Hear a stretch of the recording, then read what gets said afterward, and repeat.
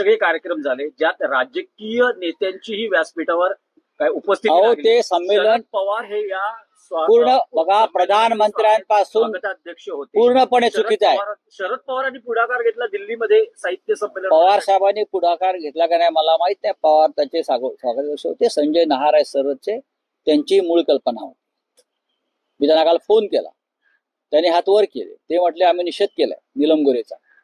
आणि हे उषा तांबे यांनी हे कार्यक्रम ठरवले. कार्यक्रम ठरवायचा अधिकार हा साहित्य महामंडळ काही आहे दुकान कुठलं तरी एक त्या दुकानदारांचा आहे. नाही पण शरद पवार या शरद पवार साहेब, माननीय शरद पवार साहेब, हा जो राजकीय चिखलफेक जी झाली आहे त्याची जबाबदारी शरद पवार साहेब सुद्धा झिडकारू शकत नाहीत.